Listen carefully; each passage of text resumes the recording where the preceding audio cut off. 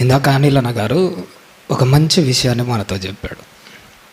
అందులో ఒక విలువైన మాట ఏంటంటే, మన గుండె ఆరోగ్యంగా ఉండడం కోసం రోజుకి ఎన్ని అడుగులు వేయాలట? 10,000 అడుగులు వేయాలట. నువ్వు లోకంలో 10,000 అడుగులు వేస్తే నీ గుండె ఆరోగ్యంగా ఉంటుంది. అదే మన ఆత్మీయ జీవితము ఆరోగ్యంగా ఉండాలంటే ఈ లోకంలో వేసే 10,000 అడుగులలో పట్టుమని 10 కానీ దేవునితో నడిచేవయి ఉండాలి. హనోకు గారి జీవితాన్ని ఒక్కసారి ఆలోచన చేయండి. ఆయన జీవితకాలంలో భూమి మీద ఎన్నో అడుగులు వేసి ఉండొచ్చు.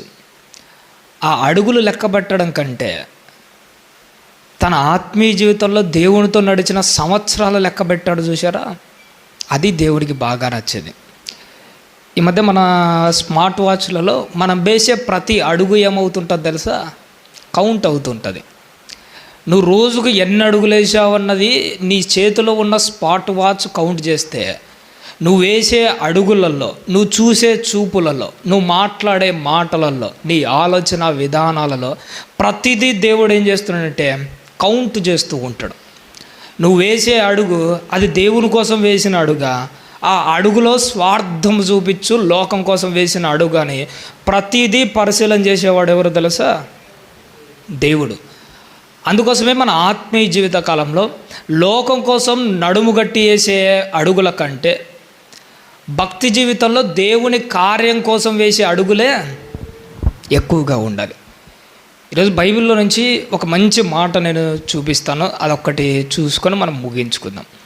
ఆది కాండములో ఒక మాట రాయబడింది.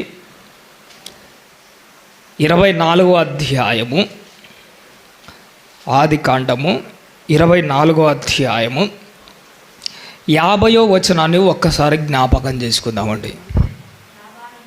ఆది కాండము 24వ అధ్యాయము 50వ వచనం తల్లి. లాబానును బెతూయేలును ఇది యెహోవా వలన కలిగిన కార్యము, మేమైతే అవునని కానీ కాదని కానీ చెప్పజాలము. ఒక మంచి మాట దేవుడు వాళ్ళలో నుంచి మన బ్రతుకుల కోసం మాట్లాడిస్తున్న విలువైన మాట.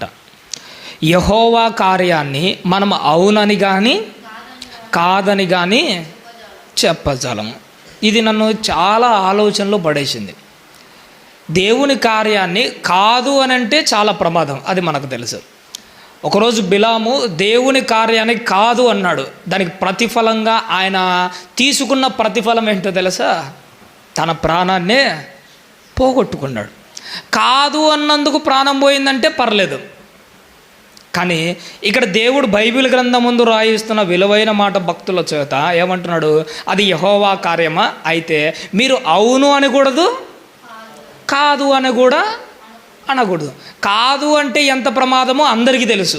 కాదు అన్న ఫరోరా వాడి జీవితం ఏమైపోయిందో మనకు తెలుసు. కాదు అన్న వాళ్ళ బ్రతుకులు ఏమైపోతుందో మనకు తెలుసు. ఒకవేళ మనం కూడా యెహోవా కార్యాన్ని కాదు అని అంటే ఎన్నో రోజులు వాక్యాన్ని వింటున్న అనుభవంతో మునికోలకు ఎదురులు తన్నుట అది అసంభవం. ఒకవేళ తన్నావంటే అది నీకే ప్రమాదమే తప్ప మరొకరికి కాదు. ఇక్కడ మనం బాగా గమనించవలసిన విషయం ఏంటంటే, యెహోవా కార్యాన్ని కాదు అని మాత్రం ఎట్టి పరిస్థితుల్లో మనం అనజాలము. అక్కడ రెండో పాయింట్ కూడా ఒకటి ఉంది. ఏమని మళ్ళీ చదువు తల్లి 50వ వచనంలో, ఇది యెహోవా వలన కలిగిన కార్యము, మేమైతే అవునని కానీ కాదని కానీ చెప్పజాలము. అవునని కూడా మనం ఏమనకూడదట? అనకూడదట. యెహోవా కార్యాన్ని అవునంటే ఏంటి? కాదంటే ఏదో ప్రమాదం ఉందంటే సరిగానే ఉంది. మరి అవునంటే ఏంటి ప్రాబ్లం? ఒక మాట చెప్పమంటారండి.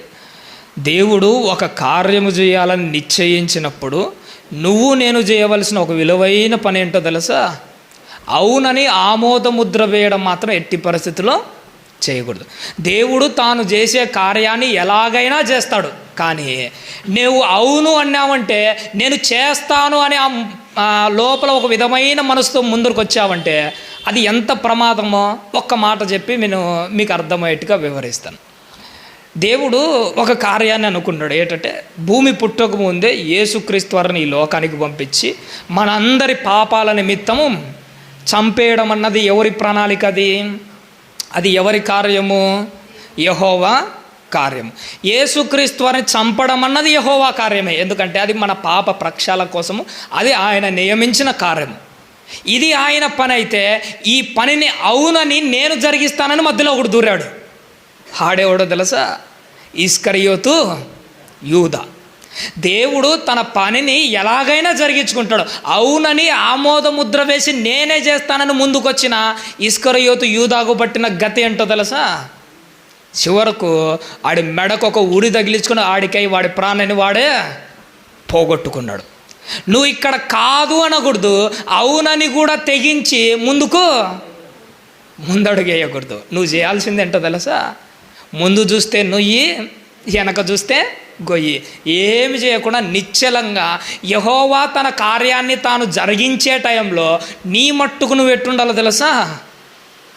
నిమిత్త మాత్రంగా సైలెంట్గా ఉండడమే చాలా ఉత్తమం. దేవుని పని అది, నువ్వు అడ్డగించుకోకూడదు. ఒకవేళ దేవుని పని ఆయన చేసుకునేటప్పుడు నేను జరిగిస్తానని మధ్యలో అడ్డంగా దూరే అడ్డంగా మనం బుక్కు కూడా కాకూడదు. ఇలాంటి జీవితాన్ని మనం జ్ఞాపకం చేసుకోవాలి. ఇక్కడ ఒక మాట చెప్పాలనుకుంటున్నాను. అసలు అది యెహోవా కార్యమని మనం ఎలా గమనించాలి? ఇది మనకు చాలా ఇంపార్టెంట్. ఎందుకంటే మన జీవిత కాలంలో మన కళ్ళ ముందరికి ఎన్నో పనులు వస్తుంటాయి. ఆ పనుల్లో ఇది యెహోవా వల్ల కలిగిన కార్యమని ఎలా తెలుసుకోవాలి? మొదటి పాయింట్ ఏంటో తెలుసా? యెహోవా వల్ల కలిగిన కార్యాన్ని మనం ఎప్పటికీ ఆపలేము. ఇది 100కు 100% గుర్తుపెట్టుకోవాలి. ఎప్పటికీ ఎన్ని ఆటంకాలు వచ్చినా కానీ అది ఆపలేము, అది జరగకుండా మనం నిలుపుదల చేయలేము. మోషే జననమెత్తి ఇజ్రాయేలును ఐగుప్తు నుంచి విడిపించాలి. ఇది యెహోవా వల్ల కలిగిన కార్యం. అసలు ఇంతకీ ఎవడైనా కానీ ఆ కార్యాన్ని ఆపగలిగాడా? రాజు తలుసుకున్నా, ఇంకా ఎవడు తలుసుకున్నా కానీ ఆ కార్యాన్ని ఎవడు ఆపలేడు అని అర్థమైనప్పుడే నీకు అర్థం కాలే ఇది యెహోవా తలపెట్టిన కార్యం. రెండోది ఏంటో తెలుసా? యెహోవా తలపెట్టిన ప్రతి కార్యానికి అపవాది అడ్డంకులేస్తూనే ఉంటుంది. ఒకటి, యెహోవా వల్ల కలిగిన కార్యము ఆయన ముందుకు తీసుకొని పోయేటప్పుడు ఎవడు ఆపలేడు. రెండోది ఏంటో తెలుసా? ఆపడానికి అపవాది ఎన్నో ఆటంకాలు చేస్తూ ఉంటుంది. కానీ దాని తాత తరం కూడా కాదు ఆపడము, దానివల్ల కాదు. అది దాని సైన్య సమూహము ఎంతమంది వచ్చి ఆపాలనుకున్నా కానీ ఆ కార్యాన్ని ఎప్పుడూ ఆపలేరు. ఈ 2 పాయింట్లు మనం గుర్తుపెట్టుకోవాలి. ఒకటి ఏంటంటే యెహోవా వల్ల కలిగిన కార్యము కంటిన్యూగా సాగుతూనే పోతుంది. రెండోది ఏంటో తెలుసా? దానికి ఎన్నో ఆటంకాలు వస్తాయి, వచ్చినా కానీ దానిని మాత్రం ఎవడు ఆపలేడన్న విషయము మనం గుర్తుపెట్టుకోవాలి. ఇది యెహోవా కార్యం అన్నటకు బలమైన సూచన. అప్పుడు నీ మట్టుకు నా మట్టుకు నువ్వేమనుకోవాలో తెలుసా? మనం అవునని కానీ కాదని కానీ చెప్పజలము. దేవుని పనికి నీకు చేతనైతే సైలెంట్గా లాభాను సమ్మతించినట్టు కేవలం సమ్మతం మాత్రమే తెలపాలి, కానీ దేవుని పనికి అడ్డం చెప్పకూడదు. అలాగని ఓవర్ బిల్డప్తో ఆమోద ముద్ర వేసి నేనే జరిగిస్తున్నానన్న ఓవర్ యాక్షన్లు కూడా మనము చేయకూడదు. ఎందుకంటే దేవుని దగ్గర ఎంత సైలెంట్గా ఉంటే అంత మంచిది.